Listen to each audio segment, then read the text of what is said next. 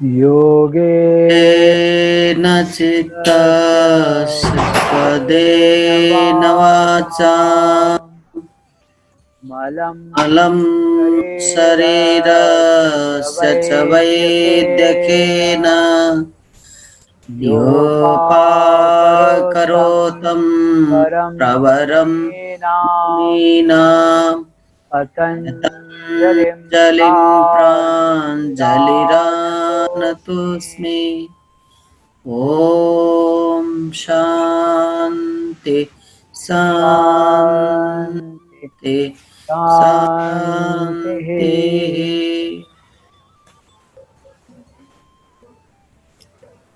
शान्तिः। आत्मीय सजन, जैसा कि अभी शिवमंगल भैया ने बताया, इसलिए बोला कैमरे न रहा वैसे ठीक है। कल हम लोगों ने जितने भी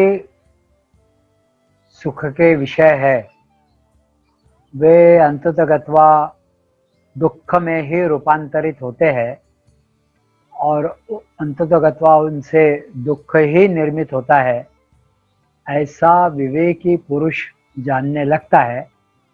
यह देखा और उसमें यह भी बात देखी कि इसलिए जो साधक होते हैं या जो समझदार व्यक्ति होता है, सूझबूझ वाला व्यक्ति होता है, जो जग गया ऐसा व्यक्ति होता है, उसने योग साधना का अपने जीवन में अंतर्भाव करते हुए धीरे धीरे अपनी प्रगति को सतत चलायमान उसने रखना चाहिए। यह हमने देखा। यह जो दुख होते हैं, यह दुख 4 प्रकार के दुख होते हैं, ऐसा पातंजलि योग दर्शन के सूत्र क्रमांक 15 साधन पाद अर्थात द्वितीय अध्याय में यह आया हुआ है। परिणाम, ताप, संस्कार और गुणवृत्ति विरोध, इस प्रकार के 4 दुख पतंजलि महामुनि बताते हैं। उसमें से हमने पहला परिणाम दुख थोड़ा विस्तार से ही कल देखा था। ताप दुख, यह जो विषय जिनका कोई व्यक्ति उपभोग करता है या नित्य मन की परिस्थिति अनुकूल रखकर भोग साधन से वह प्राप्त करने का प्रयास करता है, लेकिन अंततगत्वा यह देखता है कि उसमें भी कष्ट है और उसके लिए आवश्यक निग्रह, अनुग्रह और उसके कारण उत्पन्न फिर पाप पुण्य और फिर उन साधनों का, उन वस्तुओं का, उन विषयों का रक्षण करने का उसके लिए प्रयास, कष्ट, और यदि वह उनका नाश हो जाएगा तो फिर क्या होगा, इसके कारण मन में उत्पन्न भय, और यदि नाश हो गया तो फिर उसका मानसिक दुख। यह सारी जो बातें हैं, यह सारी बातें जो आह्लाद देने वाली, जो सुख देने वाली, जो जाति, आयु, भोग, इसके जो विषय होते हैं, वह सारे अंततगत्वा उसमें दुख रूपता ही दिखाई पड़ती है। तो इसको पतंजलि महामुनि दूसरे प्रकार का दुख, इसको ताप दुखिता, ऐसा उन्होंने इसको कहा है। फिर आगे का है संस्कार दुख।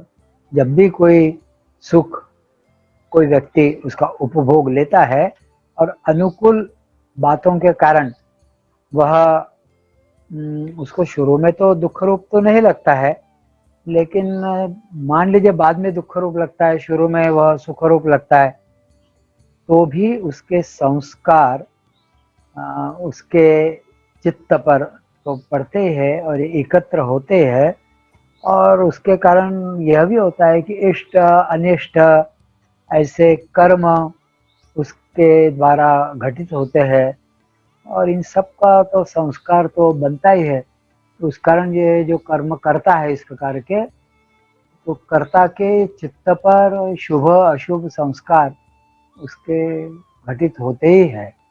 और यही कर्माशय है, हम सब लोग पहले पूर्व में देख चुके हैं। तो इन कर्माशय के कारण दृष्ट अदृष्ट जन्म प्राप्त होता है, यह पहले पूर्व में हम देख चुके। दृष्ट मतलब अभी वर्तमान का जन्म, और अदृष्ट जो आने वाला है।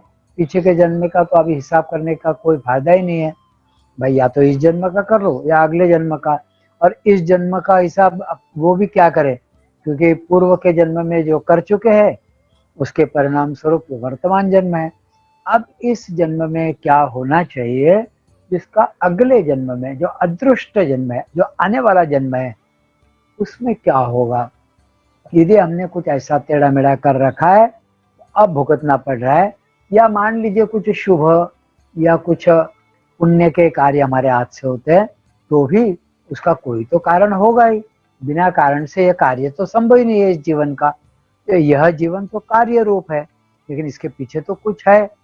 तो उसको भी संस्कार दुख ऐसा कहा गया। अंततगतवा ये भी दुख में ही ले जाता है, क्योंकि यह जन्म फिर अगला जन्म फिर पता नहीं और कितने जन्म। तो इसके कारण ये संस्कार और ये सारे दुख नष्ट हो जाए, ऐसा विवेकी पुरुष को लगता है, और वह इससे बाहर निकलने का प्रयास करता है। इसलिए सब शुभ अशुभ कर्मों का तन्मूलक जो सुख दुखादि भोग है, उनका संस्कार जो चित्त पर पड़ता है, यह जन्म मरण रूप संसार का कारण बनता है। और इसलिए यह संस्कार दुखिता है, इसलिए यह भी समाप्त होना चाहिए, ऐसा विवेकी पुरुष को लगता है। फिर अगला जो दुख है वह है गुणवृत्ति विरोध दुख। अब यह जो चौथा कारण है, इसका स्वरूप क्या है देखते हैं। हम सब लोग जानते हैं कि सत्व रज और तम ये बुद्धि के उपादान के कारण है। इसी से बुद्धि का स्वरूप बनता है, बुद्धि की निर्मित होती है, और इसी के कारण फिर चित्त में सात्विक रजस अथवा तामस यह वृत्तियां उत्पन्न होती है। और इसमें से राजस वृत्ति रजसस्तु फलम दुखम, इस नियम के अनुसार साक्षात दुख फलदायी है। ये जो राजस वृत्ति है, ये तो दुख की तरफ ही ले जाती है। कहा ही गया है, शास्त्रों में वचन आया है, रजसस्तु फलम दुखम। जो राजस भाव से, राजसिकता से प्रेरित होकर जो भी कार्य किया जाता है, और उसका जो संस्कार है, वह संस्कार यह दुख मूलक है, यह नियम है, यह दुख फलदायी है ही। और फिर तामस वृत्ति का क्या कहे। तामस वृत्ति तो प्रमाद, मोह, अज्ञान इनको बढ़ाने वाली है। और इतना ही नहीं, तो वह सुखानुभव को प्रकृति रूप या प्रतिकूलत्व के साथ ही वह विरोधी भाव में ही वह पैदा होती है। और चित्त में सत्व गुण का उद्रेक होने तक वह सुख स्वरूप भूत सात्विक वृत्ति के रूप में परिणाम उसका होता है। यह तो बात ठीक है, लेकिन यह जब तक नहीं उठती है, तब तक यह रजोगुण और तमस गुण, तामसिक गुण, इनका प्रभाव रहता है, और ये अंततोगत्वा दुख की तरफ ले जाते हैं। तो सुखानुभव जिसके कारण घटित होता है या आता है, ऐसा चित्व गुण का, सत्व गुण का प्राबल्य मन में होना चाहिए। तब तो सत्व का प्राबल्य होगा, और उसके कारण फिर सुख का अनुभव होगा। लेकिन चित्त में यह जरूरी नहीं कि हर समय सत्वगुण का प्राबल्य रहेगा ही, और यदि है भी तो उसको बना के रखना, यह भी अपने आप में एक बहुत बड़ा काम है कि निरंतर सत्वगुण के प्राबल्य के या सत्वगुण का जो प्रमुखता से है, ऐसी चित्त की अवस्था बनी रहे, यह भी एक बड़ा कष्टदायक कार्य है। और इस कारण अनेक बार बाह्य कारण पर भी वह अवलंबित रहता है कि कोई कारण ऐसा उत्पन्न हो जाए कि सत्वगुण चला जाए। तो उसका प्रकाश नहीं होगा, तो उसके कारण वह सुखकारक फिर नहीं होते हैं। इसमें अनेक कारण बनते हैं। अन्नमयम ही सौम्य मनहा, यह शास्त्र का सिद्धांत है। अन्न यह सात्विक, राजस और तामस ऐसे 3 प्रकार का रहता है। इसमें रस्य, स्निग्ध, स्थिर और हृदय ऐसे अन्न के जो विभिन्न प्रकार है, यह सात्विक अन्न की श्रेणी में आते हैं। जो अन्न सात्विक, राजस और तामस है, इसमें से जो सात्विक है वह रस्य मतलब रस से भरपूर, स्निग्ध स्निग्धता उसमें होनी चाहिए या होती है, स्थिरता वह अन्न कुछ देर के लिए स्थिर भी होता है और शरीर के लिए उपयोगी होकर शरीर के विभिन्न अंगों में वह जाकर वहां पर बना रहता है। और हृदय मन को वह अच्छा लगने वाला, हृदय को अच्छा लगने वाला ऐसा जो अन्न का भाग है या अन्न है, उसे सात्विक अन्न ऐसा कहा गया। ये जो गुणवृत्ति विरोध है, दुख है, इसको देख रहे हैं अभी अपन लोग। इसमें यह अन्न का भाग भी बहुत महत्वपूर्ण है। ऐसा सात्विक अन्न आयु, सत्व, बल, आरोग्य, सुख, प्रीति, विवर्धन ऐसा रहता है। या आयु बढ़ाने वाला, सत्व अवस्था बढ़ाने वाला, बल, आरोग्य, सुख, प्रीति आदि में वर्धन करने वाला, ऐसा यह सात्विक अन्न होता है। और राजस अन्न कैसा होता है? तो राजस अन्न कट्वम्ल लवणात्युक्ष्ण तीक्ष्ण रुक्ष विदाहिनः, ऐसा भगवत गीता में आया है। तो कैसा? वह दुख शोकामय प्रद रहता है। यातयामम गतरसम पूति पर्युषितम उच्छिष्टम अमेध्यम, इस प्रकार का जो अन्न होता है वह तामस अन्न है। मतलब अति तीक्ष्ण, अति गरम, अति कटु, अति लवण, नमक बहुत ज्यादा आदि आदि जो होता है, ऐसा जो अन्न है वह। और ऐसे अन्न से, मतलब ये जो तामस अन्न है, ऐसे अन्न से चित्त में मोह, प्रमाद, आलस्य, निद्रा और अज्ञान, इनमें बढ़ोतरी ही होती है, यह बढ़ते हैं, ऐसा शास्त्र कह रहे। इससे यह बात हमारे ध्यान में आएगी कि राजस और तामस यह जो स्वभावतः ही दोष युक्त यह जो अन्न है, इसलिए इनका जो योगाभ्यासी है उन्होंने इनको वर्ज्य करना चाहिए और उनका सेवन नहीं करना चाहिए। इसका अर्थ क्या है? तो सात्विक अन्न उसने लेना चाहिए। तो सात्विक अन्न ले लिया तो इसमें दो प्रकार के दोष रहते हैं, दिखाई पड़ते हैं या उत्पन्न होते हैं। एक निमित्त दोष होता है और दूसरा आश्रय दोष। देखिए, 2 प्रकार के दोष सात्विक अन्न में भी होते हैं। मतलब योगी जन करो तो क्या करो, यह स्थिति यहाँ पर बनती है और इस कारण ये सारे दुख के कारण बनते हैं, ऐसा पातंजलि योग दर्शन कह रहे। तो वे कह रहे निमित्त दोष और आश्रय दोष, ऐसे 2 दोष इसमें संभवता रहते हैं। तो जैसे भोजन में, जैसे कोई बाल आ गया, कोई कंकड़ आ गया, कोई थोड़ा सा कूड़ा वगैरह ऐसा कुछ आ गया, कोई पत्ता है, कोई और चीज उसमें गिरी हुई दिखाई पड़ती है या होती है, तो इसको ये अस्वच्छ जो पदार्थ है उसमें पड़े हुए दिखाई पड़ते हैं, तो इसको निमित्त दोष युक्त अन्न ऐसा इसको कहा जाता है। ये कोई ना कोई ये निमित्त हुआ, जैसे बाल है, जैसे कोई कंकड़ है, जैसे कुछ कूड़ा है, उसमें यह निमित्त दोष हुआ।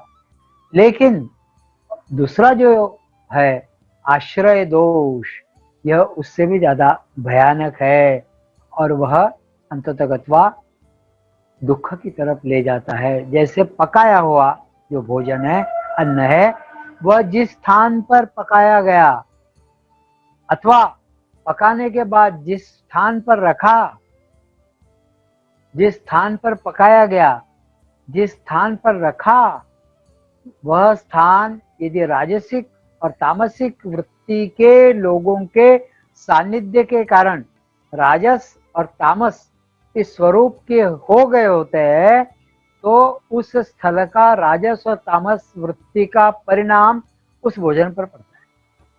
देखिए अब कितनी बारीकी बातें और कैसी कैसी बातें और किन किन बातों से छूटने की आवश्यकता और किन किन बातों का हम पर प्रभाव पड़ता है, यह शास्त्र में दिया गया है।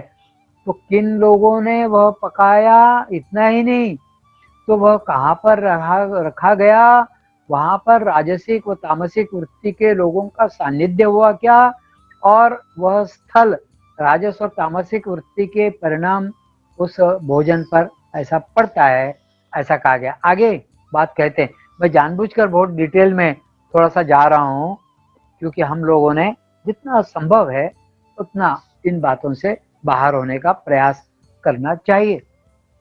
इतना ही नहीं तो उस अन्न को राजस और तामस वृत्ति के लोगों का स्पर्श हुआ है क्या, ऐसे लोगों की दृष्टि भी उस भोजन पर यदि पड़ती है तो उनके वृत्तियों का परिणाम उस अन्न पर हुए बगैर रह नहीं सकता।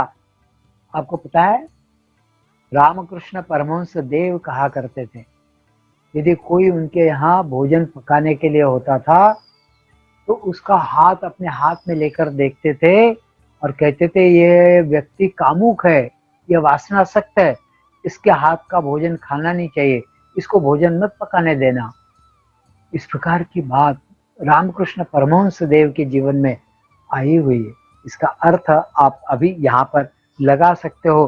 तो ऐसे राजसिक और तामसिक वृत्ति के लोगों का स्पर्श यदि उस अन्न को हुआ तब तो बात हुई, लेकिन उनकी दृष्टि भी उस अन्न पर पड़ी तो उनके वृत्तियों का परिणाम रहे बगैर रह नहीं सकता, ऐसा पतंजलि महामुनि कह रहे।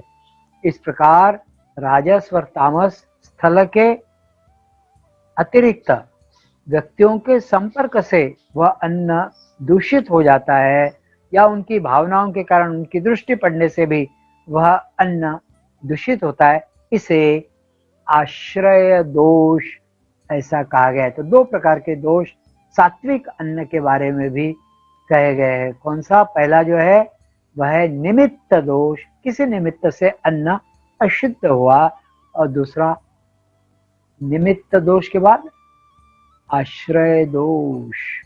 तो यह आश्रय दोष और भयंकर है।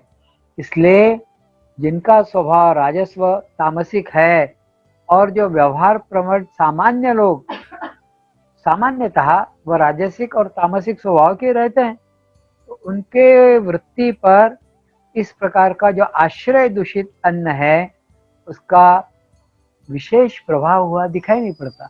क्यों? क्योंकि उनका भी स्वभाव वैसा ही है और अन्न भोजन का भी स्वभाव वैसा ही है, तो उसका विपरीत प्रभाव उनके जीवन पर दिखाई नहीं पड़ता। लेकिन जो व्यक्ति योगाभ्यास करता है, जिसे योगाभ्यास करना है और वह अन्न के सात्विकता की तरफ देखता है, उस व्यक्ति को वह भोजन अन्न आश्रय दोष से युक्त तो नहीं है ना, इसका भी विचार करने की आवश्यकता है। ये जो निमित्त दोष है ना, ये तो दूर हो जाएगा। भाई वो कंकड़ आया, दूर कर दिया, लेकिन जो दृष्टि उस अन्न पर पड़ी, जो तामसिक वृत्ति संस्कार उस अन्न में घुसा, उसको निकालना बहुत कठिन काम है। यह समझने की आवश्यकता इस निमित्त से वह बात बताई। जैसे घर में पोछा लगाने का कपड़ा है और वो पोछा लगाने का कपड़ा किसी कोने में पड़ा है, कोई व्यक्ति आकर उसको पैर भी पोंछ लेता है। अच्छा, उस पर और भी थोड़ा मल डाल दिया गया या डाला, या कोई कूड़ा कचरा उसके ऊपर डाला, तो वह कपड़ा और ज्यादा गंदा होने की संभावना नहीं, क्योंकि पोछा लगाने का कारण पहले से ही वह गंदा है। लेकिन कोई साफ सुथरा कपड़ा है और उस पर एक छिटा भी पड़ा, मतलब बाकी चीजों का तो छोड़ दीजिए, सादे पानी का भी छिटा पड़ा उस पर, मान लो जो उस कपड़े में नील दी है या कोई ऐसा पदार्थ डाला हुआ है जिस कारण उसकी शुभ्रता वर्धित हुई है, बढ़ी है, और उसमें पानी का छिटा दिया, उस पानी का भी दाग पड़ जाएगा।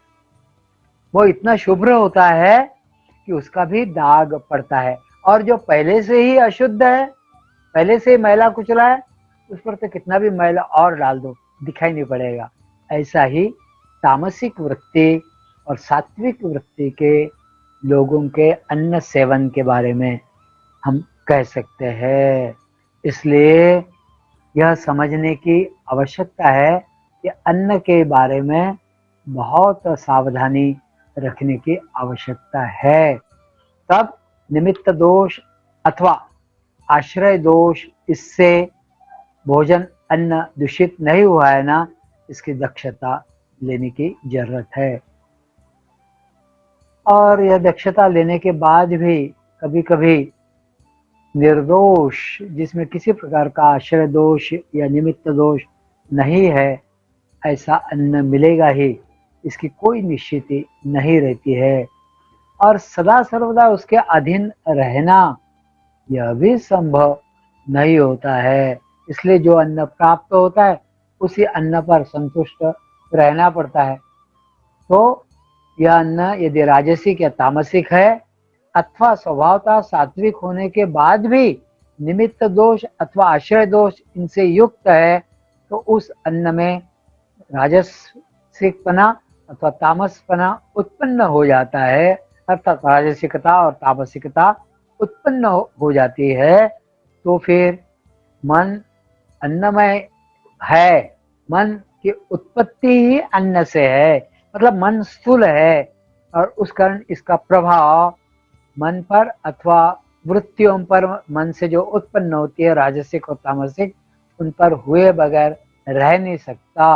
और इसलिए अन्न यह सात्विक और निर्दोष होने के बाद भी यदि बाह्य परिस्थिति राजसिक और तामसिक इन विचारों के उद्बोधक हो जाती है, तो उसके कारण भी अन्न के ये जो सत्व गुणों का वर्धन अथवा उसका उद्बोधन न होकर राजस और सात्विक तामस अंश का ही उद्बोधन होकर मन में राजस अथवा तामसिक विचार उत्पन्न होते हैं, जो अंततः अथवा दुखप्रद है। यह बात आप समझ ही गए होंगे। इसलिए अन्न का ही भी विचार करने की आवश्यकता है, यह वस्तुस्थिति है। और इसलिए जीवन मुक्तों के मन में भी क्वचित समय में, क्वचित प्रसंग में राजस या तामसिक वृत्तियां उत्पन्न हो सकती है, लेकिन वह उत्पन्न हो गई तो भी न द्वेष्टि संप्रवृत्तानि, मेरी वृत्ति उसका द्वेष करने में नहीं है, ऐसा वह जीवन मुक्त सोचता है, क्योंकि उसकी सत्व गुण वृत्ति चित्त से निवृत्त हो गई होती है। वह न निवृत्तानि कांक्षति, इस अवस्था का अनुभव लेता रहता है। किसी भी प्रकार से मेरी दृष्टि द्वेष की तरफ न जाए, और जब वो निवृत्त होने के लिए आकांक्षा भी उसके मन में अब नहीं बची है, ऐसे अवस्था का वह अनुभव कौन, तो जीवन मुक्त लेता रहता है। और उसके कारण अविद्यादि क्लेश उसके पूर्णतः निवृत्त हो गए होते हैं। इसलिए उदासीन वदासीनो गुणैर्यो न विचाल्यते, चाहे उदासीन चाहे अवदासीन किसी भी प्रकार की स्थिति हो, कोई भी गुण वहाँ किसी प्रकार का विचलन वहाँ पैदा नहीं करता है। ऐसा वह योगारूढ़ जीवन मुक्त पुरुष रहता है, और इसलिए उसको यह सहजता से उसी अवस्था में बने रहना संभव होता है। लेकिन यह अन्य लोगों के लिए संभव नहीं हो पाता है।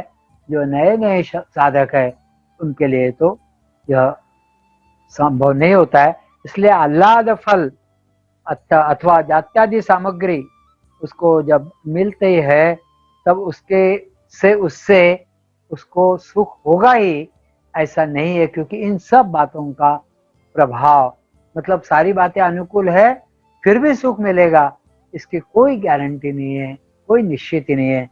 अर्थात अंततः वह दुख की तरफ ही ले जाती है। इसलिए इस प्रकार का इन त्रिगुणों का संघर्ष सतत नियमित रूप से चलता ही रहता है। अंततः यह सारा दुखद है, ऐसा ही वह व्यक्ति समझता है। कौन व्यक्ति? तो जो व्यक्ति इन दुखों के जो 4 प्रकार बताए गए हैं, गुण वृत्ति विरोध दुख, इनको भी यह मानता है कि अंततगत्वा जो भी सुख मिलने के लिए ये जो उद्बोधक परिस्थिति है, वह परिस्थिति अथवा सत्व अवस्था, लेकिन यह अन्न वगैरह वगैरह के कारण ये जो परिस्थिति बनती है, यह अंततगत्वा दुख रूप ही है। यह सब हो ही ना, इससे निकल जाना चाहिए, इस संसार बंधन के ही बाहर हो जाए, ऐसा वह मानता है। और वह योगिक शरण आकर इससे संसार बंधन से मुक्त होने के प्रयास में वह लगा रहता है। ऐसा इस दुख समुदाय रूप संसार के मूल का जो मूल है उसका, वह अविद्या ही है, वह अविद्या ही है। और आत्मा का सम्यक दर्शन अर्थात आत्म साक्षात्कार, यह उस अविद्या के नाश का एकमात्र उपाय है, एकमात्र उपाय। मतलब ये सारे दुखों के प्रकार, सुख की प्राप्ति और सुखों का लेना, या मन के अनुसार सुख और दुख की स्थितियां रहती है, किसी को कभी सुख लगता है किसी वस्तु में, दूसरे को नहीं लगता है, वगैरह वगैरह सारी बातें, वह सारी बातें अंततगत्वा अविद्या के कारण ही उत्पन्न है। और अविद्या यह आत्मा साक्षात्कार के मार्ग में सबसे बड़ा रोड़ा है।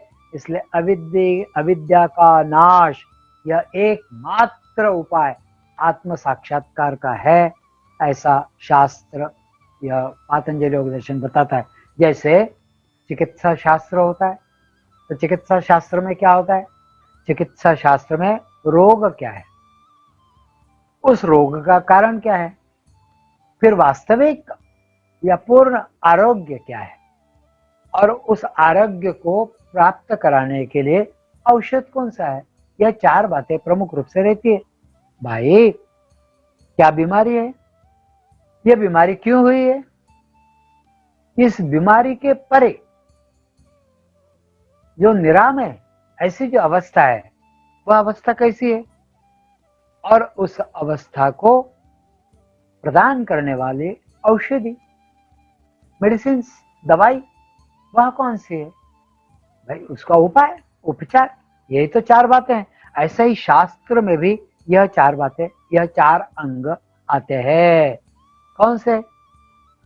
तो उसके अनुसार योग शास्त्र में यह बताया गया है कि यह संसार है, यह संसार है, बीमारी है अपने आप में, यह अनारोग्य है, रोग है, तो यह संसार है। इस संसार का कोई ना कोई हेतु है, तो संस्कार हेतु है। संसार हेतु है, तो क्या इस संसार से परे कोई ऐसी अवस्था है कि जिसमें संसार या माया, ये मोह, ये जगत, यह प्रपंच, यह प्रकृति, यह सब कुछ नहीं है? क्या ऐसी कोई अवस्था है जिसको मोक्ष की स्थिति कहा गया है, या किसी प्रकार का दुख का जहां कोई लवलेश नहीं है, जरा अभी उपस्थिति नहीं है, दुख राहित्य की अवस्था है? क्या ऐसी कोई स्थिति है? और यदि ऐसी स्थिति है तो क्या उसका कोई उपाय है वहां पर जाने का? बस यही 4 बातें हैं। जैसे रोग, रोग का कारण, आरोग्य और औषधि, ठीक उसी प्रकार संसार, संसार हेतु, मोक्ष और मोक्षोपाय, यह 4 अंग शास्त्रों के होते हैं। जिसका नाश करना है तो दुख बहुल संसार है, इस संसार का ही नाश करना है। और यह संसार की निर्मिति क्यों है, इस संसार के कारण परेशान क्यों है, यह दुख रूप क्यों है? तो दृष्टा और यह जो दृश्य है, संसार है, इसका अविद्या मूलक या अविवेक पूर्ण संयोग, यह उस संसार का कारण है। अविद्या के कारण ही यही सत्य लगने लगता है, यही सही है, इसी को उपभोग करेंगे, इसी के साथ संयोग होने से सुख मिलेगा। यह अविद्या के कारण ही दुख है, यह दुख बहुल संसार है। दृष्टा और दृश्य का अविद्या मूलक संयोग यह उस संसार का कारण है। और इस संसार का जो कारण है वह अविद्या, उसका नाश होकर उसका जो कार्य है यह संसार, तत्कार्यभूत संसार की आत्यंतिक निवृत्ति, पूर्ण तरीके से जब उसकी निवृत्ति होती है वह मोक्ष की स्थिति है, वह मोक्ष है। और असंप्रज्ञात समाधि में होने वाला आत्म साक्षात्कार यह उस मोक्ष का उपाय है। मतलब वह समाधि अवस्था प्राप्त हो जिसके कारण वह मोक्ष की स्थिति तक पहुंच सकते हैं। तो वह समाधि की जो अवस्था है वह समाधि यह उसका उपाय है, उसकी औषधि है। तो यह संसार है, संसार का हेतु, क्योंकि संसार दुख मूलक है तो उसका हेतु अविद्या के कारण इसके साथ जो जोड़ बैठा है, संयोग हो रहा है, वह है इस संसार से परे मोक्ष की स्थिति है। उस मोक्ष को कैसे प्राप्त किया जाता है जो आनंद की सुख की अवस्था है, इस संसार के परे है, बाहर है, इससे हटकर है, इससे इतर है, तो वह समाधि की प्रक्रिया है। उस समाधि के द्वारा वह उसका उपाय है, काय का, मोक्ष की स्थिति को उपलब्ध होने का। तो यह योग शास्त्र के 4 अंग है। इनका नाश करना और संसार दुख कौन सा है यह अगले सूत्र में पतंजलि महामुनि बताते हैं। वे कहते हैं 16वें सूत्र में, हेयम दुखम अनागतम, हेयम दुखम अनागतम, ऐसा पतंजलि महामुनि कहते हैं। हम थोड़ा पहले भी देख चुके हैं। हेयम दुखम अनागतम, ये जो दुख अनागत मतलब अनागत, अभी आया नहीं है, अभी आने वाला है।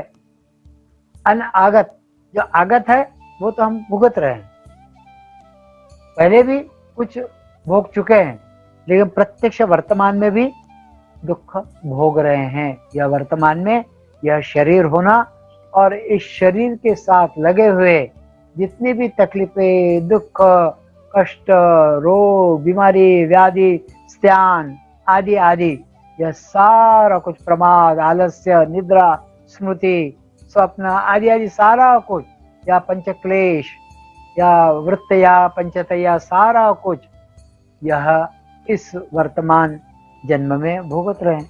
लेकिन वह दुख त्याज्य है, क्योंकि इस दुख को तो हम त्याग नहीं पा रहे हैं। क्यों? क्योंकि पहले हमने ऐसा कुछ कर रखा है कि जिसके कारण यह भोग तो भोगने पड़ रहे हैं। लेकिन हेयम त्याज्य दुख है वह जो अभी आया नहीं है। हेयम दुखम अनागतः, अनागत, आगत मतलब आया नहीं है, अन मतलब नहीं, जो अभी आया नहीं है वह दुख त्यागने योग्य है, उसको त्यागने की विधा है, उसको त्यागा जा सकता है, उसको छोड़ा जा सकता है, या उसकी जो इंटेंसिटी है उसको कम किया जा सकता है। इसलिए पतंजलि महामुनि कहते हैं हेयम दुखम अनागतः, जो संसार दुख अनागत है, यानी अभी प्राप्त हुआ नहीं है, होने वाला है, उसको हेय यानी वह नाश करने के योग्य है, त्यागने के योग्य है। बस उसकी जो प्रक्रिया है वह प्रक्रिया है कायदे से योग। ये जो पातंजलि योग दर्शन है इसकी जो रचना है वह रचना समग्रता से एक ही बात पुनः पुनः बताती है, हेयम दुखम अनागतम, जो आने वाला दुख है बस उसको त्यागो, उसके लिए जो करना है भैया आप कर लो, इस जीवन में जाग जाओ और ऐसी कुछ रचना करो, ऐसी जीवन प्रणाली बनाओ, ऐसी अपनी विचार प्रणाली बनाओ, ऐसे अपने मन को निर्मल कर लो, सहज कर लो, ऐसे अपने जो सारे संस्कार, अपना वासना क्षय कर लो, या सारे संस्कार का जो अपने साथ हमने जो आशय कर लिया है, इकट्ठा कर लिया है, उन वासनाओं को, संस्कारों को धीरे धीरे निकाल कर अगले जन्म में दुख ही ना हो, जरूरी नहीं कि अगले जन्म हो,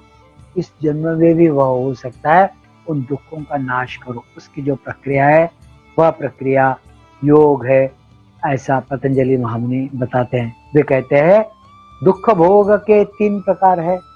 यह जो दुख आगे आने वाला है उसको भोगने के भी 3 प्रकार है। दुख के अतीत में जो भूत में था वह तो भोग कर समाप्त हो गया। जो अतीत में दुख था उसको तो हम भोग ही रहे हैं या भोग कर वह समाप्त हो जाएगा। वर्तमान में उसका जो लेश है उसको भी भोग रहे हैं। पहले भी हमने अनेक जन्मों में भोगा, वह तो बात खत्म हो गई। लेकिन जो रह गया संस्कार शेष या संस्कारों का विपाक के रूप में, वह इस जन्म में हम भुगत रहे। वर्तमान में जो अभी चालू है उसमें भी हम उसके दुखों को भोगते जा रहे हैं। इसलिए अनेक लोगों को कोई कारण न होते मेरे साथ ऐसा क्यों घटित हुआ, मेरे को ये तकलीफ क्यों है, मेरे हृदय में सतत यह व्याकुलता आकुलता क्यों रहती है, मुझे ये सरदर्द क्यों है, मुझे ये जॉइंट पेन, मैंने ऐसा कुछ नहीं किया क्यों है, मुझे ये किडनी की प्रॉब्लम क्यों है, मेरा हाई ब्लड प्रेशर क्यों हो गया, मुझे सतत चिंता क्यों रहती है, मुझे नियमित रूप से भय क्यों लगता रहता है, मुझे दुश्चिंता क्यों हो गई है, मुझे इतना टेंशन क्यों होता है, मुझे नींद ठीक से क्यों नहीं आती है।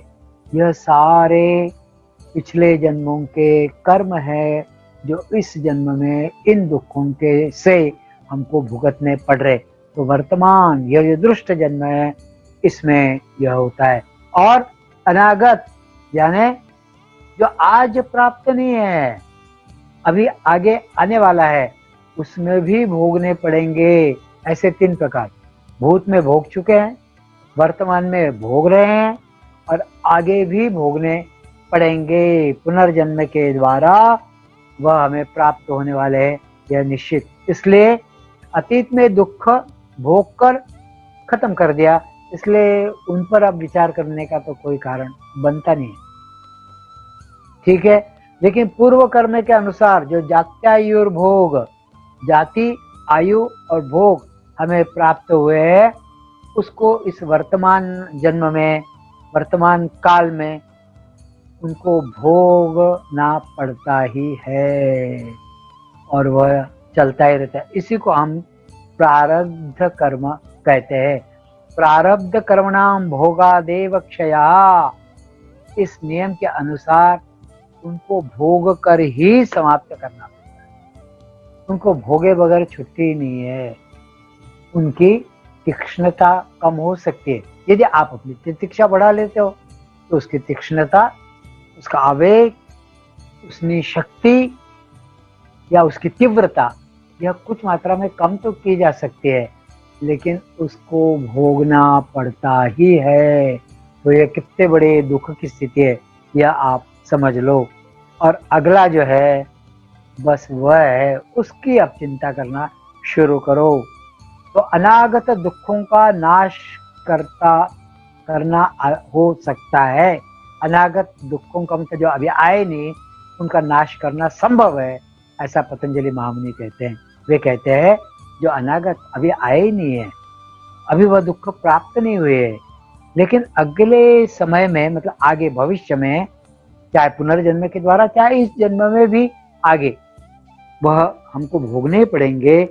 उनका नाश करना यह संभव है, ऐसा पतंजलि महामुनि बता रहे। और इसलिए अनागत दुख मात्र ही हेय है, वही त्यागने योग्य है, त्याज्य है, क्योंकि पीछे का तो चला गया। इस वर्तमान में पीछे में जो बचा था उसको भोग रहे, इसलिए उसको भी त्यागना एकदम से संभव नहीं है। लेकिन भविष्य का जो है उसको त्यागना संभव है। पुनः पुनः पुनः पुनः बार बार यह बात वह बताते। तो साधक ने क्या करना चाहिए? देखो, पूर्व में जो किया था उसके कारण अभी उसका स्मरण रखकर, अभी वर्तमान काल के प्रारब्ध के कारण दुख मुझे भोगने पड़ रहे हैं, तो मैं अपनी तितिक्षा बढ़ाकर उनको सहन कर लूं। लेकिन मैं अनागत जो दुख है वो बिल्कुल सर्वथा उनको हेय मानकर उनको, उनका नाश करने के लिए मैं तैयार हो जाऊं। और उसके लिए मैं योग का अनुष्ठान करूं, मैं योग का अनुष्ठान शास्त्रीय रूप से करूं और पौरुष प्रयत्न की मैं पराकाष्ठा करूं, जिसके कारण जो हेय दुख है, त्यागने योग्य जो आगे आने वाला है, वह दुख इसमें आना ही नहीं चाहिए, इसके लिए मैं काम करूं। यह बात पतंजलि महामुनि कहते हैं और अगले सूत्र में 17वें सूत्र में वह यह बात बताते हैं। तो क्या है? तो उस कारण का नाश हो गया तो कार्य का नाश अपने आप होता है, ये हम देख चुके हैं। जो कारण है वही खत्म हो गया तो कार्य बनता ही नहीं है। जैसे संसार जिससे निर्मित होता है उसका हेतु जो है उसका यदि नाश हो गया तो संसार निर्मित ही नहीं होती है, अपने आप ही चला जाता है। इतना ही नहीं, तो जब कारण अवस्था में ही रहता है तो और कारण का वहीं पर यदि नाश कर दिया तो कार्य की उत्पत्ति ही नहीं होगी, कार्य की उत्पत्ति नहीं होगी, संभव ही नहीं है वो। और इसलिए कार्योत्पत्ति के पूर्व ही कारण का नाश करना यही उत्तम है। तो वह कैसे करना? भाई दुख निर्मित हो इसके पहले ही दुख निर्मित का जो कारण है वही ना हो, इसके लिए यह बात उठाई हुई है। तो हम ऐसा कुछ करें कि जिसके कारण ऐसा कोई काम ही न करे, ऐसा कोई संस्कार ही न पड़ने दे कि जिससे आगे चलकर दुख निर्मित हो। तो उसके जो कारण है तो उसी का नाश कर दो, तो उसका ज्ञान कर लो, उसकी जानकारी ले लो, क्या ऐसा करूंगा तो इसका परिणाम आगे चलकर कार्य होगा जो दुख रूप होगा, तो अगले जन्म में वह या तो पुनर्जन्म होगा पहले और फिर आपको भुगतना भी पड़ेगा। इसलिए इस सूत्र में यह जो अनागत दुख है यह भविष्य में उत्पन्न होने वाला कार्य है। ये जो अभी आया नहीं है, यह भविष्य में जो दुख, यह भविष्य में निर्मित कार्य है जो इस जन्म में किए हुए जो उसका जो कारण है उसके कारण निर्मित होने वाला है। इसलिए इस कारण को समझ लो, अर्थात वह कारण ही कार्य उत्पन्न होने के पहले उसका नाश कर डालो तो उसकी उत्पत्ति ही नहीं होगी। इसलिए अनागत दुख रूप हेय वस्तु का कारण कौन सा है, यह अगले सूत्र में पतंजलि महामुनि बताते हैं और वे कहते हैं द्रष्टुहु दृश्ययोः संयोगो हेय हेतुहु। दृष्टा और दृश्य का संयोग यही हेय का मतलब जो अनागत दुख है उसका हेतु है, ऐसा पतंजलि महामुनि अगले सूत्र के द्वारा बताते हैं। दृष्टा दृश्य संयोग यही हेय हेतु मतलब हेय का मतलब त्यागने योग्य दुख का कारण है। जो दृष्टा दृश्य के साथ संयोग होता है, उसका संलग्न होता है, उस विषय को वह उपभोगने लगता है, तो वह हेय का हेतु होता है। बस यहाँ पर रुकते हैं और मुझे लगता है यह बहुत मजेदार स्थिति की तरफ हम लोग आए हैं और यह जितना हम अच्छे से समझेंगे उतना हमारे जीवन का क्लेश, हमारे जीवन के कष्ट, हमारे जीवन की जो ऊहापोह की स्थिति और हमारे जीवन की जो माया जाल सा है गुत्थे हुए से वह सारी उलझन धीरे धीरे सुलझ जाएगी और सही अर्थ से जीवन को बिल्कुल खुला खुला और साफ साफ देखने की कला हमको अवगत होगी। और अभी इस जन्म में हम ऐसा क्या करें कि जिसके कारण अगले जन्म में क्लेश मूलक के दुख निर्मित ही ना हो, इसकी तैयारी करें। बस इतनी भर बात ऋषि ने रखी। प्रार्थना से समाप्त करते हैं।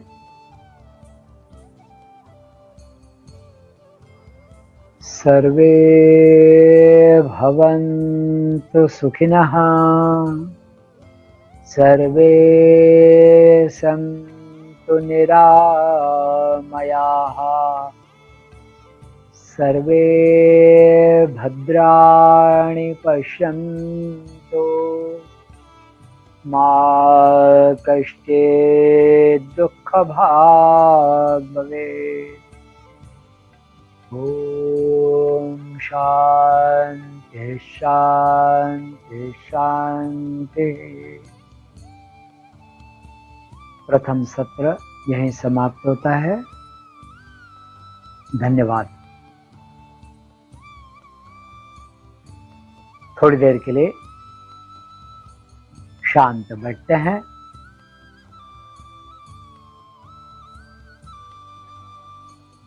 हो जाइए थोड़ा रिलैक्स। कंधे हाथ आदि ढीले छोड़ दें। रीढ़ भी बहुत तान कर रखने की आवश्यकता नहीं है।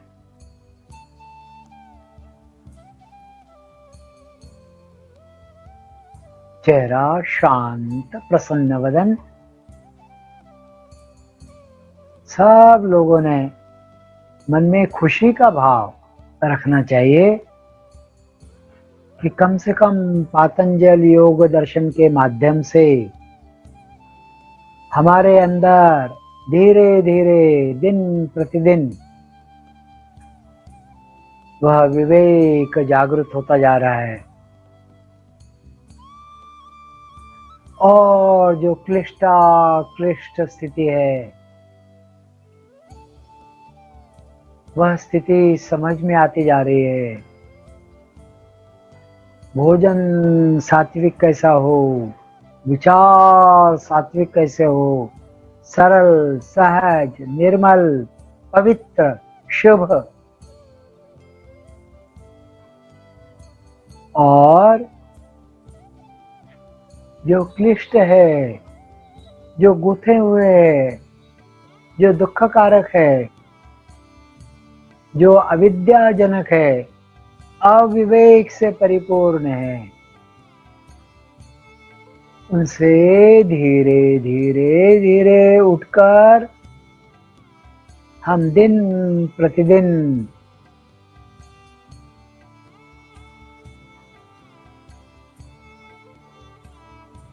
उस श्रेष्ठ अवस्था की ओर अग्रसर हो रहे हैं।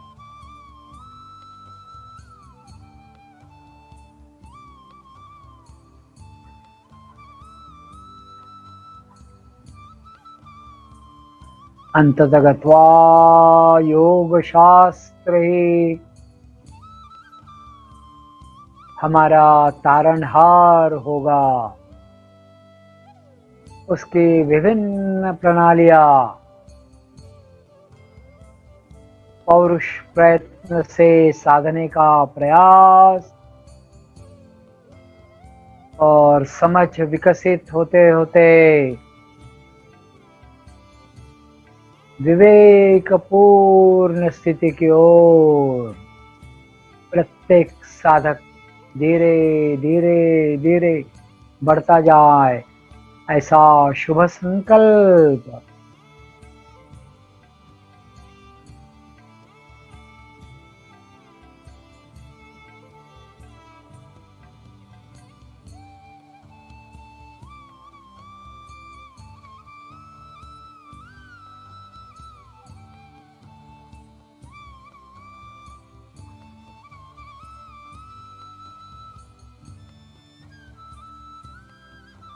भीतर की उलझने देखिए, समझिए, दूर करिए।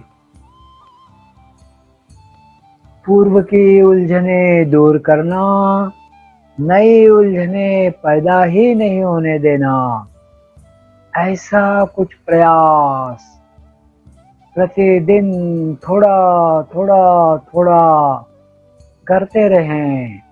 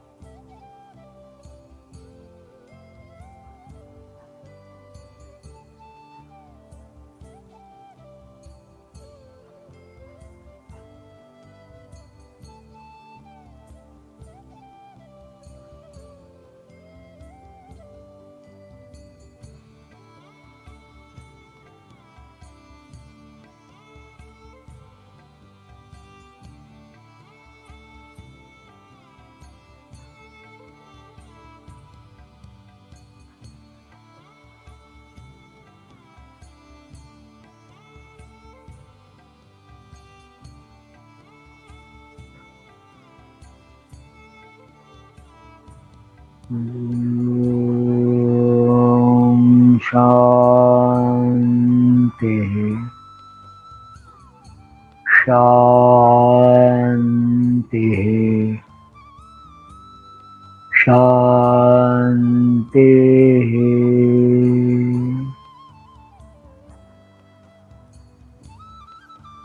आज का यह सत्र यहीं समाप्त होता है। सभी को नमस्कार, धन्यवाद।